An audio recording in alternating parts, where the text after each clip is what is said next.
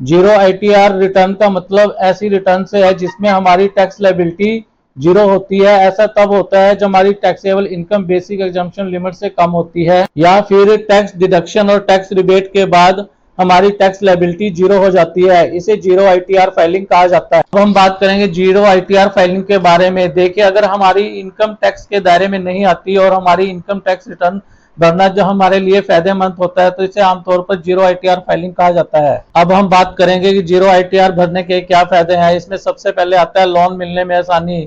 देखिए, यदि हम कोई होम लोन, पर्सनल लोन या कार लोन लेना चाहते हैं तो बैंक हमसे 2 या 3 साल का आईटीआर मांगता है और ऐसे केस में जीरो आईटीआर हमारे लिए एक वैलिड प्रूफ बन जाता है। बहुत सी ऐसी कंट्रियां हैं जैसे अमेरिका, कनाडा और यूरोप जिसके अंदर जाने के लिए हमें वीजा अप्लाई करना होता है और वहां हमसे आईटीआर मांगा जा सकता है। तो इस स्थिति में हमारे लिए ये बहुत हेल्पफुल होता है। फिर आता है यदि हमें कोई टैक्स रिफंड क्लेम करना हो, मान लीजिए हमारी किसी इनकम पर टीडीएस कटा है और उसे हम क्लेम करना चाहते हैं तो हमें जीरो आईटीआर फाइल करना पड़ता है ताकि हमें रिफंड मिल सके। वैलिड प्रूफ ऑफ इनकम, यदि कोई हमसे हमारी इनकम का प्रूफ मांगता है तो जीरो आईटीआर हमारे लिए एक वैलिड इनकम प्रूफ हो सकता है। हेल्पफुल इन बिजनेस, देखिए जब भी हमें कोई गवर्नमेंट टेंडर या स्टार्टअप फंडिंग या कोई क्रेडिट कार्ड बनवाना होता है या अन्य किसी फाइनेंशियल एक्टिविटीज के लिए आईटीआर की जरूरत पड़ती है तो जीरो आईटीआर वहां पर हमारे लिए बहुत ही हेल्पफुल हो सकता है।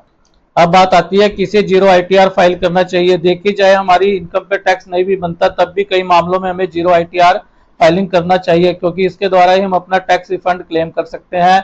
और इन फ्यूचर अगर हमारा होम लोन, कार लोन या पर्सनल लोन लेने का कोई प्लान है तो वहां हमसे आईटीआर मांगा जाएगा तो जीरो आईटीआर हमारे लिए उस केस में बहुत ही फायदेमंद साबित होगा। अब बात आती है जीरो आईटीआर की डेडलाइन क्या होती है। जीरो आईटीआर की डेडलाइन फाइनेंशियल ईयर 2025-26 और असेसमेंट ईयर 26-27 के लिए 31 जुलाई 2026 है। अगर आप ये मिस भी कर देते हैं तो आप एक बिलेटेड आईटीआर फाइल कर सकते हैं। इसके साथ ही हम बात करेंगे कि वो कौन से केसेस हैं जहां जीरो आईटीआर फाइल करना मैंडेटरी हो जाता है। तो सबसे पहले हमारे पास आता है फॉरेन एसेट्स, उसके बाद आता है बैंक डिपॉजिट। यदि एक साल में हमने अपने करंट अकाउंट में 1 करोड़ से ज्यादा की अमाउंट जमा किया है तो हमें जीरो आईटीआर फाइल करना मैंडेटरी होता है। उसके बाद आता है इलेक्ट्रिसिटी बिल, यदि हमारी इलेक्ट्रिसिटी कंजम्पशन पूरे साल में 1 लाख से ज्यादा हो तो हमें जीरो आईटीआर फाइल करनी होती है। और यदि हमने कोई फॉरेन ट्रैवल किया और वहां पे हमारा खर्चा 2 लाख से ज्यादा आया हो तब भी हमें जीरो आईटीआर फाइल करनी मैंडेटरी होती है। इसके बाद आता है यदि हमें शेयर ट्रेडिंग से कोई लॉस हुआ है तो उसे हम कैरी फॉरवर्ड करना चाहते हैं तो हमें इसके लिए जीरो आईटीआर फाइल करना मैंडेटरी हो जाता है।